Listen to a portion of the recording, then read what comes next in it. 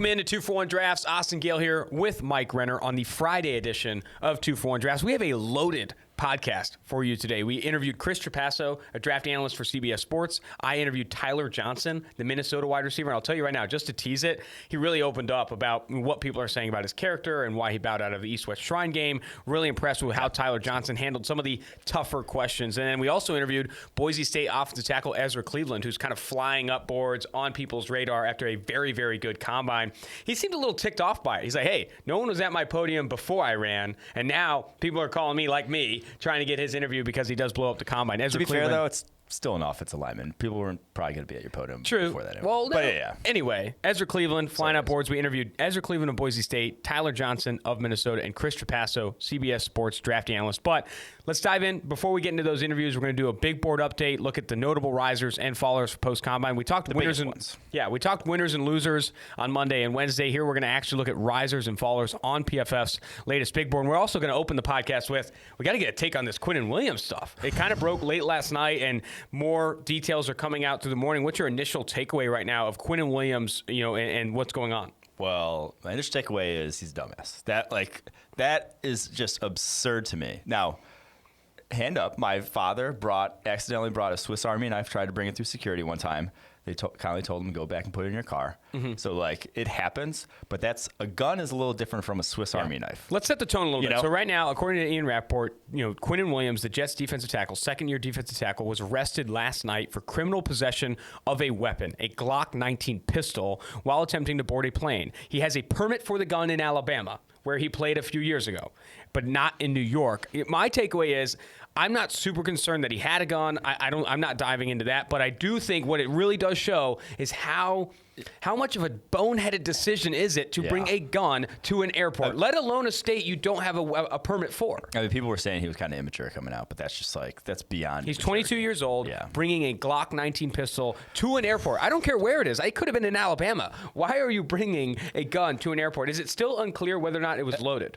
It was not loaded, apparently, but he did have a magazine with him. So I don't know we're not going to speculate on what's going to happen to him, but it's not going to be good. Well, I looked it up a little bit. So New York is having a gun in New York is not a good thing. It's illegal to just have one there straight. Period. I'm going to read this straight from the horse's mouth here. Penalties for a felony conviction of criminal possession of a firearm in New York is 1 to 4 years in prison and a fine up to $5,000. I don't think he'll get a felony conviction, but that's, again, a lot of that is speculation. This is like the Plaxico Burress thing all over again, where it's yes, he shot himself. He didn't. It's not that similar. He didn't shoot himself. Well, I've been saying yes, it was he didn't it wasn't a victim crime, but it's still New York, and having a gun is just a no-go. I'll read this too. Penalties for a misdemeanor conviction of a criminal possession of a firearm are 1 year in jail, or a maximum is 1 year in jail and a fine of $1,000. I don't think. Just speculation. I don't see this being a felony conviction, but we'll see. We'll see as it kind of goes forward. Dude, this guy, this is not what we expected coming out of Alabama. Not at all. And you watch the interviews with this guy, you listen to the interviews with this guy, he's got a great head on his shoulders, high character dude. Everyone loves this guy, but this is not a smart decision. This is not a smart move by Quinnen Williams. All right, let's move right into the big board. Move off the Quinnen Williams stuff. It's 2-for-1 drafts. We're still talking rookies. We're counting Quinnen Williams as a rookie to start the podcast. Let's get into our risers, our notable risers on the post-combine PFF big board. I encourage you to go to pff.com to check that out. But I want to start with Minnesota safety Antoine Winfield Jr. People had question marks about his top speed. He goes to the combine, clocks a great time in the 40-yard dash. People are now kind of getting more on board with this guy being a top safety in this class. Yeah, I think it's because anytime you're projecting a guy to a deep role, and that was where he was best at in Minnesota, you want to see speed. You need to see a guy be able to cover ground. And yes, we saw it at times in Minnesota, but they didn't play a lot of single high stuff. It was a lot of two high or quarters, their coverages at Minnesota. And so when you don't see a guy really have to get on his horse from the middle of the field and do stuff, you have questions about how fast the guy is, and then he goes sub 4.5, and that's ticks that box that you wanted to see, and then he moves up the board because you feel better about him projecting to a role that he didn't do in college. And that's kind of what a lot of this athletic testing, and a lot of times guys either rise or fall. It's because it's something that necessarily you didn't see them do in college that they then prove they are capable of. Yep. Right now, he's 71st on PFF's latest big board. Definitely encourage you to check that out. And going into his combine, weighed in at 5'9", 203 pounds with 38 and an 1/8-inch arms. 71st all? I feel like that should have been higher. That's should be higher? Oh, man. Okay. That's well, he might be rising up even further. But Antoine Winfield Jr. clocked a 4.45 40-yard dash, 36-inch vertical jump, and a 124-inch broad jump, which is a 10.2 broad jump if you want to convert that pretty quickly. Let's go into another riser. So I wanted to actually stay on Antoine Winfield Jr. for a little bit. I really do love his instincts, and I think bringing those instincts to the table are awesome. And I think when you check that box that you do have 4.4 speed, I do start to think about this guy as a legit free safety candidate at the next level, a guy that can start and produce at a high level. However, the concerns, and maybe a reason why you still have him at 71, those injuries are still a concern. Mm-hmm. This guy has really struggled with injuries, and I think that those red flags are important to bring up. Let's dive into Chase Claypool and Cole Kmet. Let's bring up these guys together. The two Notre Dame guys come in and really blow up the two Notre Dame tight ends. Two Notre Dame tight ends, Chase Claypool and Cole Kmet. Both of these guys come in and really do blow up the combine, respectively above expectation. I think Chase Claypool more so than Cole Kmet, but you see both of these guys as risers after a good combine. Yeah, Claypool, it's because of the positional versatility. It's like we didn't think he could win necessarily on the outside, and we have a big wide receiver like that. Like that's the role you think a guy who's 225 pounds is going to have to play at the next level. I mean, big slot is not an option for a lot of offenses. That's not that's a limited role, only a handful of teams are willing to utilize. But when you come in at around 240 pounds and 238, is a trip to the Waffle House away from 240. At that point, you are a tight end. He has tight end size, and if you're testing out freakishly at that size, well, shit, you're a tight end at this point, and that's a much different role in terms of what you're asked to do, in terms of what skill set is needed at that position. So that's why he moved up a bunch on the board. Because yes, I didn't think he could win outside against all the cornerbacks in the NFL that are pretty much all 5'11 plus, and are going to be able to match him and jump at those jump balls that he won so much in college. It's a little different at tight end. When you run a 4.42, you can run away from linebackers if you're matched up one-on-one on them. You can, physically overmatch safeties and that sort of stuff in coverage. So I do think that if you really can get into the mid-240s and be treated like a tight end at the next level, a lot more valuable now. Yeah. 4.42 40-yard dash at 6'4", 238 pounds for Chase Claypool is very, very impressive. And with Cole Kmet, he too, in a tight end class that really fell. A lot of guys dropped on our boards from the tight end class after poor combines. Cole Kmet was one of the lone risers because of what he was able, what he did at the combine. And truthfully, I hadn't even known that he was. This is how it shows how great a Notre Dame fan I am. That he was focused on baseball more so than football early on. Oh wow! At Notre Dame, only just later in his career at Notre Dame said I'm only doing football, and so at 262, 6'6", 262 with 10.5-inch hands, this dude has monster size for the position. Then to run a 4.7 with 37-inch vertical, he could be he's a guy who you think his best days are ahead of him at this point with how young he is. Only a true junior coming out with that athleticism and he was utilized in such a limited role in that Notre Dame offense. His production, and that's why we're kind of low on him to start with, was just these up the seam, not really beating much, and then kind of was easily chopped down after the catch. But physical tools at the time position do matter. Having that speed and having that size does matter. So I do think that ticking those boxes, when other guys didn't, is going to help him in this class. Jumping to Ezra Cleveland, the Boise State offensive tackle. You'll listen to the interview later in the podcast, but Ezra Cleveland, man, had a very, very good combine. Weighed in at 6'6", 311 pounds, 4.93 40-yard dash. I don't know why I said it like that, but he ran a 4.93 40-yard dash, 30-inch vertical jump, 7.26 three-cone. I mean, this guy at 311 pounds really did turn in a good combine. I think Tristan Wirfs was still in the show, but Ezra Cleveland kind of flew under the radar as a guy that really is rising up boards right now with his athletic testing. And here's why the athletic testing matters. And if you go to our friends over at Mock Draftable, a great website that gives you historical comparisons and easy ways to visualize combine data and testing data, here are his closest athletic comparisons along the offensive line according to Mock Draftable. Garrett Bowles, Joe Haig. So those aren't great to start off with, but both starters in the NFL. Joe Thuney, Mitch Morse, Brian O'Neill, Ollie Marpet, Taylor Lewan, and Chris Lindstrom. Oh wow. Those are as close. That's a good company athletically to be a part of. All those guys, stars in the NFL at least. Some of them very much high-level stars in the NFL. So, if that's your floor is being compared with those guys, That's why you're going to shoot up the draft board. Do you see him as a tackle in this class? 33 and 3/8 inch arms. Do you think he plays tackle or guard? Oh, 100% tackle. Tackle? In this class, yeah. Gotcha. All right, let's move forward. I got two guys I want to bring up before we dive into the fallers and then the interviews. Antonio Gibson of Memphis ran with the wide receivers. We mentioned this a little bit earlier in the week, but really did rise up boards. I think if you look at him as a running back who ran a 4.39 40-yard dash at over 225 pounds, you're talking about a guy that has legit speed and can really offer a ton with the ball in his hands. I think getting him involved in a very versatile chess piece type of role where you're getting him involved in the backfield, using him in the slot, and using that pass catching ability. He's not a great route runner, but he doesn't have to be. Find ways to get the ball in his hands, and I think he can have success. Everyone's raving about what Jonathan Taylor did. Antonio Gibson did something very similar at the combine and is rising because of it. Yeah. And here's the thing about Antonio Gibson, like on a per touch basis, like his tape is as good as any other running backs in this class. Yes. Like when he has the ball in his hands. Like it actually is. The thing is he's only touched the ball 70-something times in his entire career. So like, yes, like it looks great on the football field, but then when he goes to the combine and proves, this might translate because I'm still I was looking so good with the ball in my hands because I was in fact an athletic freak.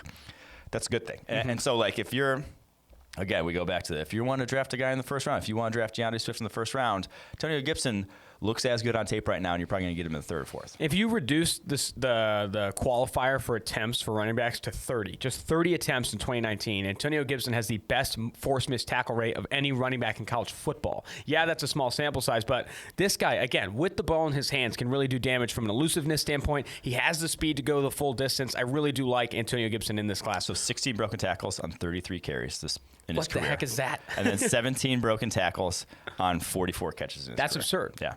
All right, one more guy I want to bring up, and this guy's rising for two reasons. One, had a very good combine, Justin Jefferson of LSU, national champion Justin Jefferson of LSU. I think he clocked a 40-yard dash in the 4.4s, surprised a ton of people there in Indianapolis, and everyone we talked to about the wide receiver class brought up Justin Jefferson as a guy to know. We, a little bit lower on him than the first-round type of guy. We have him in the 40s or 50s on PFF's draft board. He rose a bit with a good combine and good feedback from guys we trust, but Justin Jefferson, the more you look at his tape and the more you think about him as a slot receiver in the next level, very smart, deceptive, creative as a route runner. I really do like this Cooper Kupp comparison that he's going to find ways to get open. Maybe he isn't a guy that can separate on the outside with consistency, but he's going to find ways to get open, find holes in zone coverages, and be a productive player in the NFL. Yeah, I mean, I like, as much as we kind of devalue the slot and say it doesn't matter, like I think I like what he brings to the table in terms of like actually going above and beyond value in the slot. We talk about how a lot of slot production is schemed, but I think you can trust him more so than your average slot receiver that you're getting scheme production for. Like he's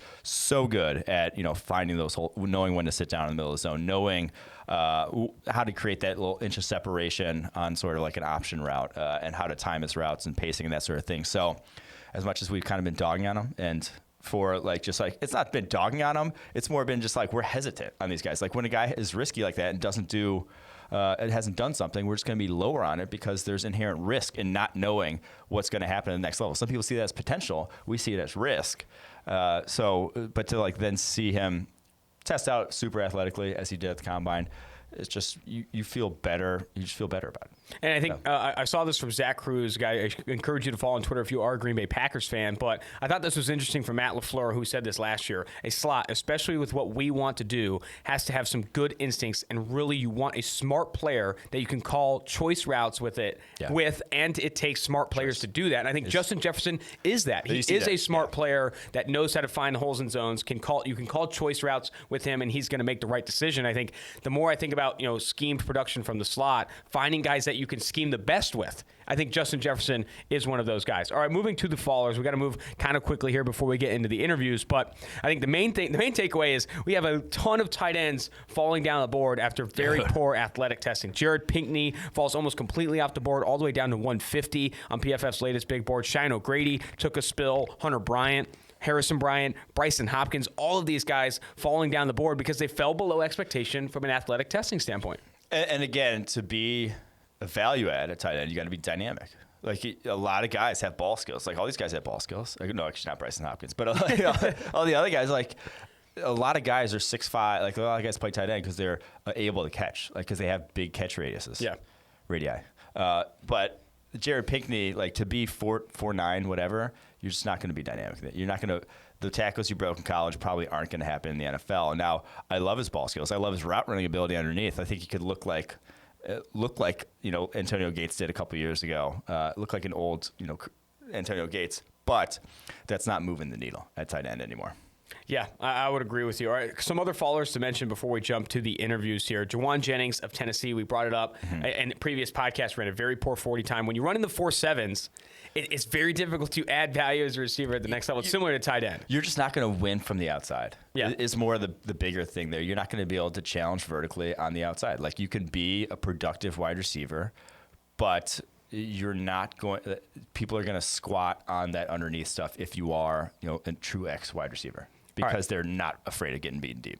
Two more names I want to bring up. Jajuan Jennings, the Tennessee wide receiver, played a lot in the slot, former quarterback, kind of moving to wide receiver, falls a bit after a poor 40-yard dash time. But Zack Moss is another guy we have to bring up. Did not run. We didn't think he was going to run fast, but he ran even slower than what we expected. I think he does no longer PFF's RB1 on the latest draft board. I think he's been overtaken. But Zack Moss, where are you right now with him after what was an underwhelming combine for the Utah back? Yeah, so this kind of with his running style, I was hoping he'd have a little more speed, because he's not. He is similar to, last year Dave Montgomery coming out, where it's not always. He doesn't have the best. It's not the best vision. Like, he does not have the best vision in the class. He is not a one-cut type of runner. He will try to bounce outside more than probably you'd like, but I thought he had at least the initial burst and then the speed to win on the edge and then break tackles and that sort of thing. Mm-hmm. But a 4.65, I don't think that's going to be the case. I thought he was more when I saw, the 90-yard run early in the season against, I can't remember off the top of my head who it was. In the open field, he was running away from guys. I thought it was going to be a little bit better than a 4.65. But a 4.65, that's even slower than Kareem Hunt was coming out. That's about as slow as Dave Montgomery was coming out. That's just a little more worrisome. You just don't have to, again, it's the running back position. You don't have to reach for these guys. You'll find a good one later. So it's kind of the inbuilt. It just drops down into the 70s, was it? Yeah. One more name before diving into the interviews. Cameron Dantzler ran in the 4.6s at cornerback. That is a huge concern at the cornerback position. 40-yard dash time really does matter at that position. He also showed up very thin. We brought it up on previous podcasts. I think I took away. He wasn't going to show up not thin. Yeah. 188 pounds. I think 6'1", 188 pounds. Ran in the 4.6s. I think with him, I need to go back to the tape. Go back to the tape and see how much he is hanging on guys, because you mentioned that, and similar like what DeAndre Baker was doing at Georgia, where when he was getting tested deep, he hung on guys and took advantage of that no defensive kind of illegal contact. Yeah, no illegal contact rule in the NCAA. And I think with Cameron Dantzler, how often is he doing that? Because sometimes you can forget about those things. Is he slowing receivers down and taking advantage of that too much? And I will say he had maybe the worst 40 form, though, I saw of any of the guys. No, that's true. And that doesn't get brought up enough. Coming out of the breaks, it looked rough. And then, his arms were all over the place in his sprinting. You can tell when a guy is sprinting form, it's nice and loose and tight up top, which I don't know what I just said, loose and tight up top. But Cameron Dantzler, was all over the place in his form. So, yes, he's probably a little faster than that if, he had better perfected, the 40, like Tyler Johnson was saying, I'm perfecting my form still.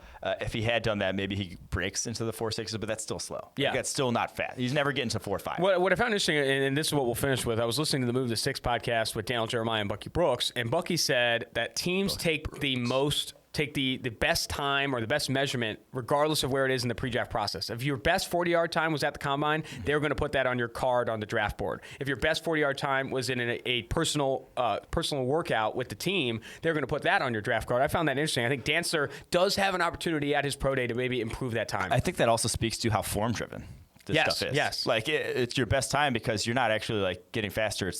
It's when do you actually explode off the line the best and stay low, or when Cameron Dantzler's best start is still weeks away. Cameron Dantzler's best start in the 40-yard dash has not hit yet. And that's why you get Jalen Ferguson doing it 15 times, the 3 cone, to get that 1 sub-8 time, and still can't do it. You hate still waiting to for see that sub-8. All right, well, that's going to do it for the Mike and I version. Right now, we're going to dive into that Chris Trapasso interview. Mike was kind enough to join me for that. But then for Tyler Johnson, the wide receiver of Minnesota, and Ezra Cleveland of Boise State, I did those solo. Listen to those. Check out these guys. But thanks again. This has been Austin Gayle, Mike Renner, 2-for-1 Drafts. Joining the 2-for-1 Drafts podcast, we have Chris Trapasso of CBS Sports, a draft analyst. We met at the Combine. Well, we met at the Senior Bowl, Chris, but I'd love to get started and ask how you got into this business, how you got into being a draft analyst. Yeah, I actually started at Bleacher Report like when the site first started, so like a decade ago when I was in college, and then just worked for a bunch of different sites. Always kind of like dove decently deep into the draft, and then a few years ago, just through like a freelance connection that I had with CBS Sports, they let me know that that contract that they had with NFL Draft Scout with Dane Brugler and Rob Rang, who did such a good job there for a long time, that contract was like expiring the next draft cycle. So to just keep doing what I was doing draft wise, and the next draft year, so the 2017 college football season, so the 2018 draft class, I was hired as their first draft analyst. Since then, Ryan Wilson does some stuff. Josh Edwards from 24/7 Sports has started to contribute for CBS Sports in terms of draft coverage, but that's kind of an abridged version of how I got to where I am today. I mean, we met at the Senior Bowl, but I've known Mike on Twitter like pre-Bachelorette, pre-long hair, so it's been kind of a long time knowing a lot of the pro. Yeah, like. Yeah. A long time ago. It's been a long time following a lot of the guys at PFF, and just really a big fan of like everything that you guys have done over the last 6 or 7 years. That's good to hear, man. And I'm happy to say that I knew Mike pre-Bachelor as well. He's a little bit of a different man. He's a changed man, but it is nice to know the man before pre-Bachelor. All right, well, let's get into the big board. You recently dropped a big board for CBS Sports. And I think the first question I have for you, your wide receiver one, T. Higgins, at 5 overall on your board. Talk to me about what you see in T. Higgins. Yeah, I mean, I think I have a tendency to kind of lean toward the bigger receivers. And I mean, I know that getting open is more important than making those contested catches in today's NFL. I mean, he didn't work out at the combine, said he was going to rest, which I thought was maybe a little red flaggy. But I think he would have tested pretty close to like CeeDee Lamb, like high 4.4s, maybe 4.50. Vertical up there, in the mid 30s. I think he's a good athlete. I don't think he's this sluggish, kind of bigger wide receiver. And I think his ball skills and catch radius separate himself from Lamb and Jerry Jeudy, in my opinion. I just think on the vertical route tree, he can really be that guy that flips the field, certainly in the red zone too. I know we're not trying to throw wide receivers as many fades as we used to in the NFL. But I'm just a big fan of his ball skills. And again, I kind of lean in that direction. I think he's a good athlete too. I don't think he's going to really struggle to get open. I think he's good enough in that area. I love his releases off the line. Probably didn't face as good of competition in the ACC as Jerry Jeudy did in the SEC, but he saw press more often, and I thought he's pretty good with his hands and his wiggle at the line of scrimmage to beat press. So we kind of put that all together, plugged it into my grading system, and he came out like a 100th of a point ahead of CeeDee Lamb and a few tenths of a point ahead of Jerry Jeudy. What were your thoughts on the Ohio State matchup? Because a lot of NFL evaluators, so people, Daniel Jeremiah even said people are worried about the matchup he had with Jeffrey Okudah, and Okudah kind of getting the best of him in that matchup. Now, it's no shame in the number one cornerback in the draft class, this top 5 sort of pick getting the best of you, but what were your thoughts on that matchup in terms of how Higgins did? What did you see from him there that maybe gave you pause or maybe encouraged you projecting him to the next level? Yeah, I mean, that probably wasn't a game that would be at the top of his resume in terms of film, because I think Okudah is a little bit more explosive than really a lot of the receivers in this class, and we saw that at the combine. There was a few times down the field, and I think it is a tendency for Higgins that he kind of lets cornerbacks push him like toward the sideline or almost out of bounds at times. Arnett also was really grabby in that game. There was a pass breakup later in the game on a slant that Okudah probably should have been called for pass interference. Damon Arnett did get a pass interference on an in-breaking route in that game. He probably needed to be a little bit more physical at the line because, like I said, in the ACC, with his hand use and his I'm not going to say elusiveness, but his wiggle at the line of scrimmage, he was usually able to get a pretty clean release. Against those Ohio State cornerbacks, though, that are good in press man, I think that's a little bit of an area that he needs to improve. So that was kind of a red flag for me, but just what he has did over the past 2 years as a touchdown creator at Clemson in that vertical route tree, I thought that's really what was his ultimate trump card and why he's my wide receiver number one. Yeah, I mean, we like Higgins too, and one of the things you mentioned there is his ability to get off the line of scrimmage is different than a lot of other big wide receivers. But before we even had you on, we were going through your board, and I'm like, I think he has a type. Like, I think Chris has a type, and it's big wide receivers because you have two other guys here that you're a lot higher on than us at PFF. Isaiah Hodgins from Oregon State, Gabriel Davis from UCF.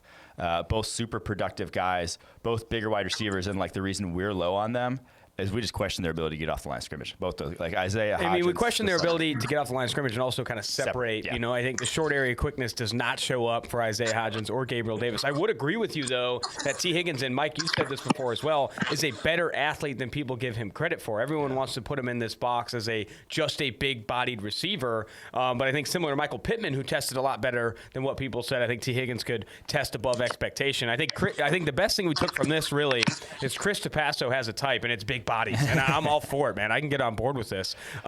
Moving forward, I know, Mike, you wanted to ask him a little bit about his cornerback takes. Yeah. Yes. You have 12 cornerbacks in your top 50. You love this cornerback class. But I want to touch on three guys that probably are not in a lot of other top 50s. You have Michael Ojemudia, the Iowa cornerback, at number 37. You have Josiah Scott, the Michigan State cornerback, at 46, and you have Amik Robertson, the Louisiana Tech cornerback, at 47th.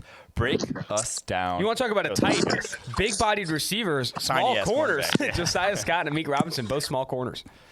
Yeah, I mean, starting with the Iowa corner, Ojemudia, he was kind of one of the guys at the combine. I didn't necessarily see the type of athleticism on film that he showed, but he ran in the low 4.4s. He had a 3-cone under 7 seconds.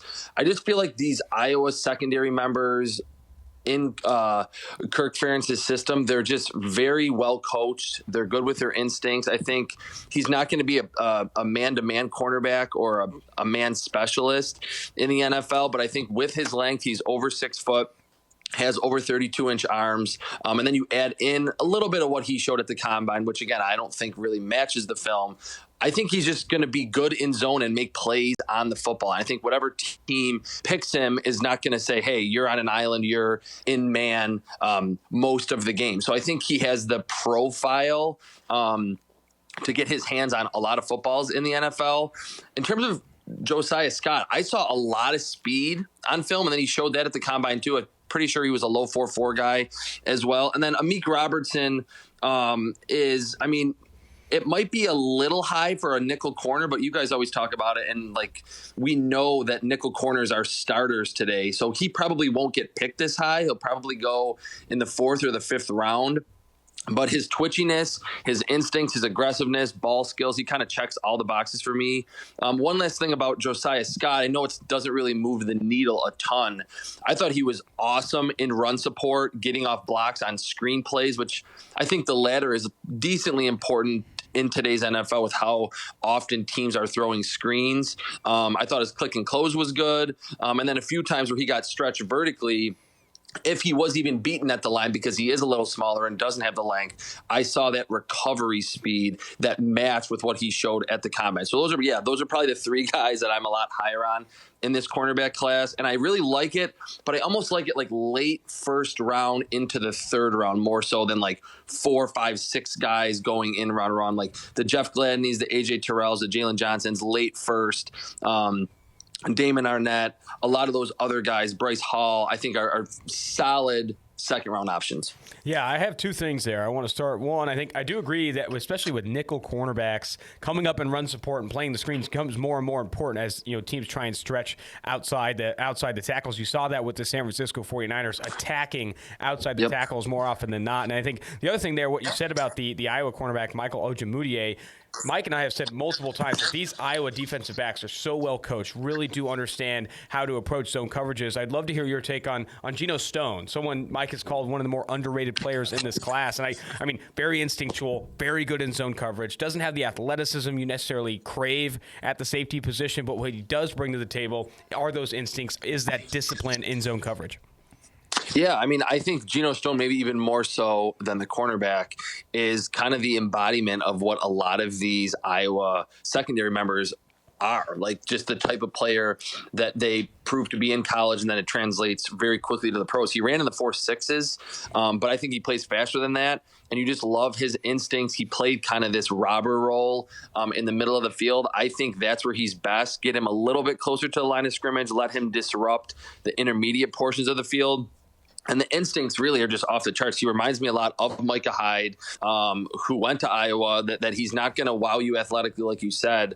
But I think in 2 or 3 years, we're going to say this is one of the more solid run support, not free safeties in the league, but run support, middle of the field safeties that has a fair amount of tackles, that gets his hands on the football, will tip passes, will have a few interceptions every season, and that coaches will probably value him more than his stats even show. Let's stay on the Iowa safety played class. 34 snaps of man coverage last year. Oh, man. That's all. Only 34 snaps in man coverage last year for Iowa. That is kind of absurd. Crazy. You never Yeah, it is. You don't see that level of zone heavy anywhere else, really. Yeah, the NFL is like the most zone-heavy teams in the NFL still play man well over 100 snaps. Yeah. Let's stay on the safety class since we did bring up Geno Stone. You do have 9 safeties in your top 60 on your latest board. Maybe you do like this safety class maybe more than others. I think some see this is a top-heavy safety class. I know Mike and I have said that before, but who are some of your guys in the safety class? Well, we were kind of just talking about like slot cornerbacks and how like they're getting increasingly important. Mm-hmm. Kayvon Wallace and Terrell Burgess, to me, like they are what I think. I mean, they're not Kyle Duggar, they're not Jeremy Chin, but they're like kind of the future if you're not getting like an athletic freak that like you see them playing free safety, you see them dropping down into the slot. And I think they're both twitchy enough to play like a legitimate slot cornerback role. They play bigger than their size. They're very aggressive. They read their keys in the run game very well. So those are 2 guys that are probably not going to be picked as high as I have them. I have Kayvon Wallace at number 38 overall right now. I have Terrell Burgess at number 58.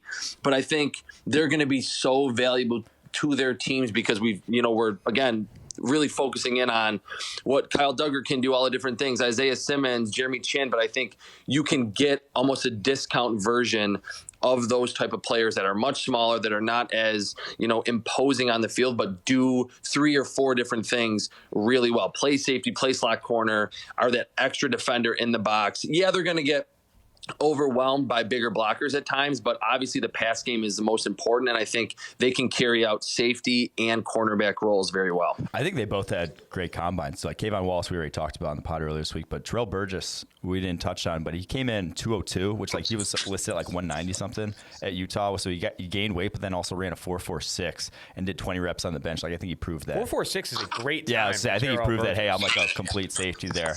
All right, one last question here. Let's get to one guy towards the top of this class. If you were to say, there's always a bust in every single class. There's always a guy drafted top 10 to 15 picks that just does not pan out. Which guy would you put a pin in this class and say, I don't want to be the team that drafts him? Probably Derek Brown. And I've just seen it with so many of these type of interior linemen that like their highlight reels are crazy. They're super strong, but most of their highlights are them making like tackles for loss where they're just bull rushing like a really bad interior offensive lineman. I think Derek Brown is probably one of the strongest of that group, but he kind of reminds me of like Marcel Darius, that he's going to be a good player, but I don't think he's ever going to live up to like if he goes inside the top 10. And believe me, anytime I put him outside my top 10 in a mock draft, and maybe you guys the same, I get a ton of responses on Twitter like, you're crazy, there's no way, this guy's future Hall of Famer, he's Ndamukong Suh, his combine wasn't very good. I think he got better as a pass rusher using his hands, but I don't think he's ever going to be like an 8 to 12 sack interior defensive lineman. And in 3 or 4 years, the team that picks him is going to be like, all right, we have a solid guy that's going to be in the NFL for a long time, but we kind of regret picking Derek Brown when there was other players maybe at defensive tackle or just more valuable positions on the board when we picked him. I think that's a good take, honestly. I mean, when you factor in positional value overall with interior defensive line, and then you factor in that Derek Brown didn't start to become a good pass rusher at Auburn.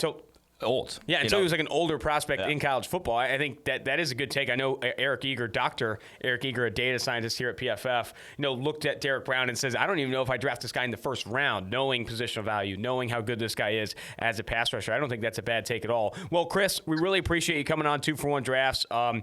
We got to get you on before the draft, maybe after the draft again, but appreciate it again. Thank you. Well, let's go ahead and get this thing started. I'd love to kick this off with asking you a little bit about your background and talk to me about when you first started getting into football, really. I know that's going a bit deep, but I'd love to hear more about your story and more how you got into football and eventually got on to Minnesota. So, I grew up in North Minneapolis. I'm the oldest of six. And I played pretty much every sport growing up. I played basketball, I played baseball, played hockey for a winter, and also football. My first year of football was whenever I was 9 years old, and been able to make a lot of friends throughout this whole football thing. Nice, man. I heard you played hockey. Were you a pretty good hockey player or what? I was all right. Did you play forward, defenseman? Where'd you play? At that young of an age, there really isn't positions. Yeah, not too much position. You just go out there and just run. Just skate. So in high school, you played football in high school all 4 years? Yeah. And what position did you play then? I played quarterback in high school. Oh, really? Oh, okay. Yeah, I was a quarterback and a defensive back. Nice. And then talk to me about your recruiting process. How many offers did you receive? Did people want you to play quarterback, want you to play receiver? How did that process go? The recruiting process was, I'm sure you know, but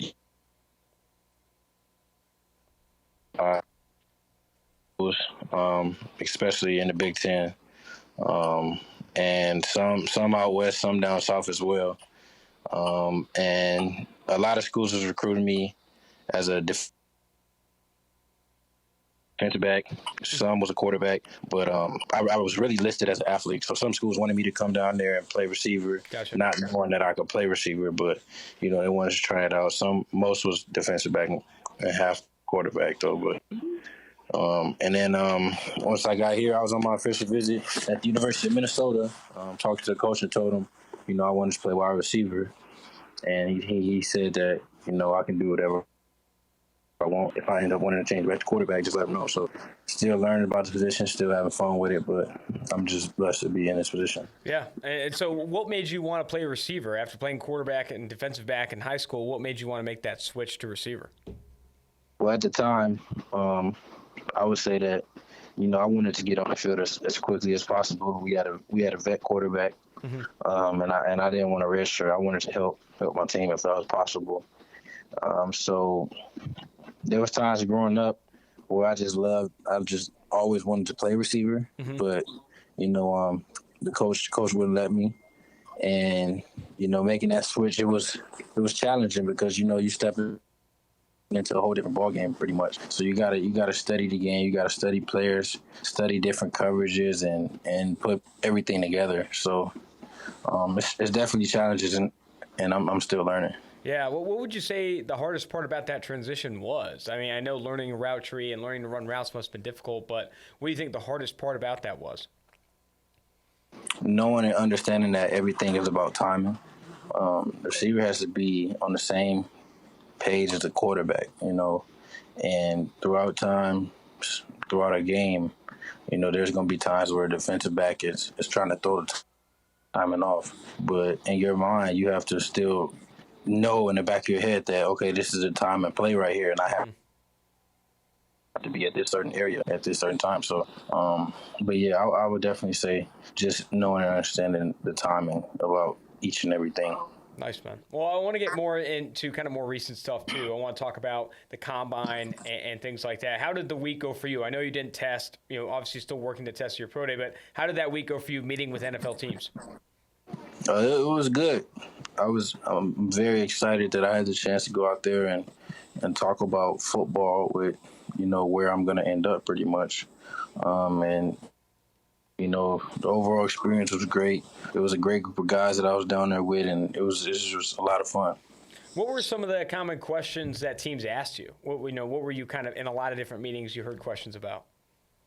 I would say it's hard to remember, what type of questions you get. Yeah. Just because you're pretty much down there, you get asked almost the same thing by everybody. Some is asking more different, deeper things, but I would say that the main thing that I was asked is the background question. Just like you asked, pretty much. Tell me about your background. I know that off the top of my head, so that's what I would say. Yeah, and I think so. Not testing at the combine. What are your expectations for your pro day? Do you have high expectations for your pro day? What do you want to prove to these guys? What you can do athletically? Well, I mean, I really just want to go out there and be me. I feel like just going out there competing is very important, and the rest will do itself. Do you do a ton of reading online or looking on Twitter, kind of like where people see you in this draft class? Nope. I don't do none of that. I feel like whenever you do that, it takes away excitement. It brings down your joy. It's pretty much like poisoning, because people are pretty much out there. They'll say one bad thing and that'll just keep rolling. It'll just keep rolling. You see it, and it just gets stuck down inside you. So. I'm not saying that I'm not on it, but I just if I tend to see something like that, scroll by it real quick. Yeah. Don't let it get to me. So what does that make you? I guess I don't want to dive into it too much, but I'd be interested to know kind of your take when you see guys question your character, or they question why isn't this guy testing, or what's he why did he not play in the East-West Shrine game, and all these things. Like what goes through your head there? I'm not trying to pry too much, but I am interested to know when you do read that kind of negative stuff, what goes through your head and what do you think about? People don't really know me, and I say that because it's pretty much a lot that I go through and I've grew up with, and for some like a character statement to come up with, they definitely don't know me. They don't know the type of person I am, and on top of that, people they all have their opinions on somebody and why they don't do things, but at the end of the day, you got to do what's best for you. So I don't want to feel rushed about anything that I'm doing, and I know that God has a plan and he has the right plan for me.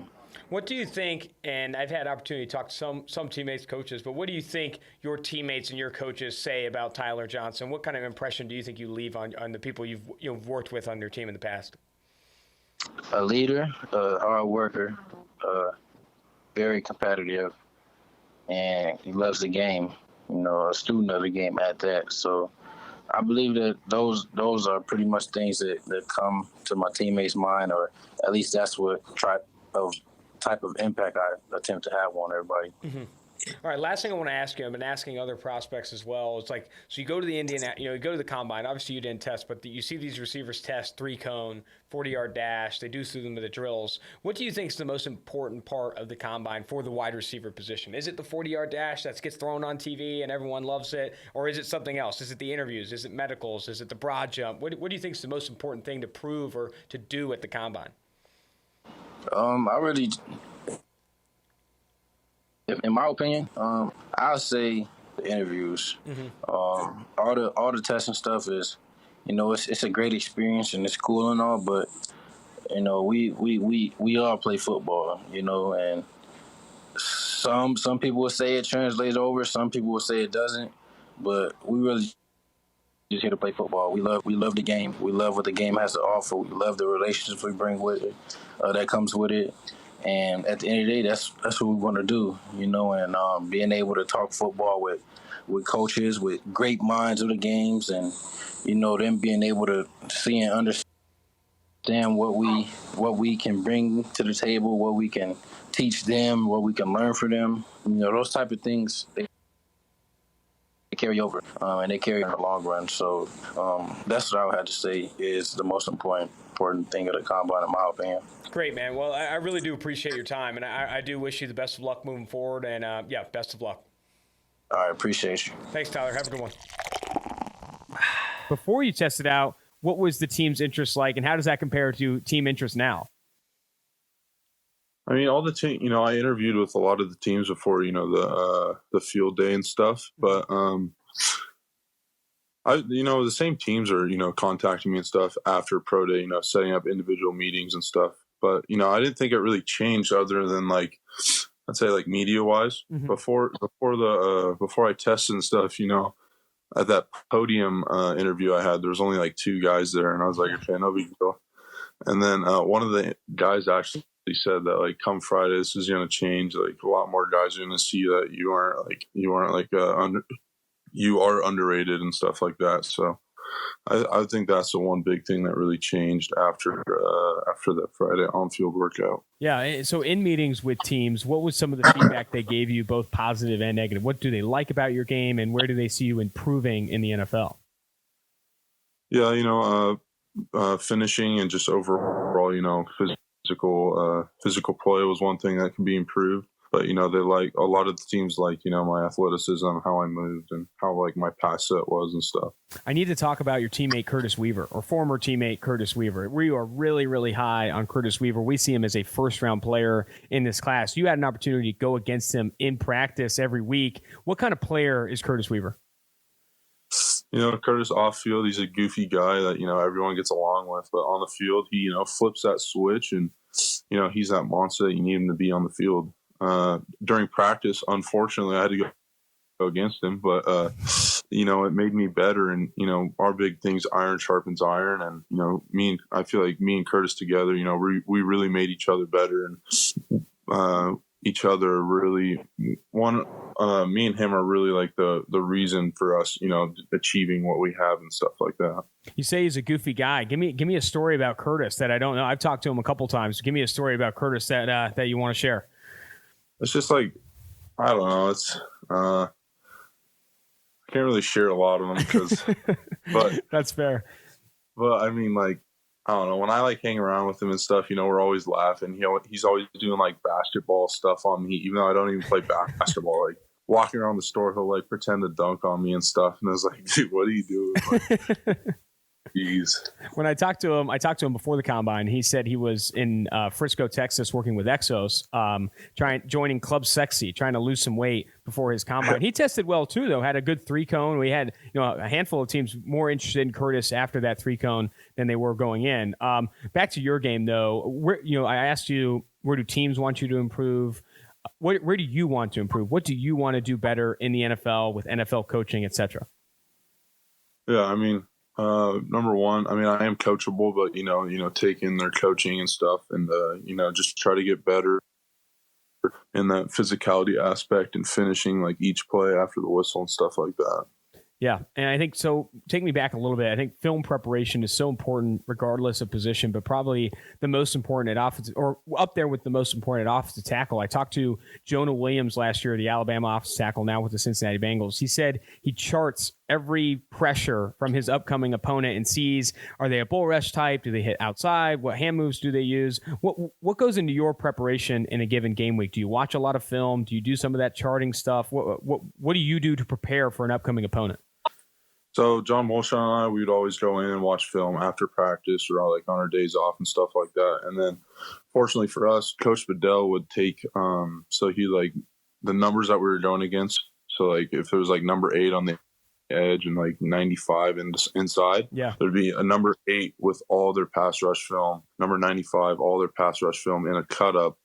And we'd go in there and watch that, like really break it down and, see like down distance, what move they're doing, like what type of set, what move they're doing and stuff like that. So, Coach Bedell was really, really there for us, helping us be able to prepare for those pass rush moves. Yeah, that's great. And I think so to even get more specific than that, when you do watch a cut up of a guy's, all of his pass rush moves, what are you looking for specifically? Obviously what types of moves he does, but are there other things that you look for, like in his stance or like you said, down and distance? What are you looking for exactly? Yeah. So we were taught stab right when I came in here at Boise, stance, tendencies, alignment, and body language. So that's one thing you'd really look at when they're lining up. If they're in like more of a sprinter stance, they're gonna come up the field. If they're tilted in, and tight, they'll go up and under and stuff like that. Just little keys that you could help that could help you throughout the game. Any help that you could get pre-snap is like really helpful. So. Great, man. Well, that's all I needed from you. I would love to finish this interview with kind of, is there anything that, people know you tested well, people know you played at Boise State, these things, but do you think there's something that people don't know about you right now that you want people to know as you head closer to the draft? Not really, honestly. I feel like my Friday, like my on-field workout pretty much spoke for itself, and most teams know about my injury, second game of the season. It really, limited me throughout the season. But I felt like towards the end of the season, I was playing the game that I really wanted to play. And I think the on-field workout really mirrors the way I was playing the last few games. And I think that really helps me. So fantastic, not much. Well, I appreciate you taking the time, and I wish you the best of luck moving forward. Thank you. I really appreciate it. You want to get rid of me and get back to more great PFF YouTube content? All you have to do is push that button right there and subscribe. Thanks for watching.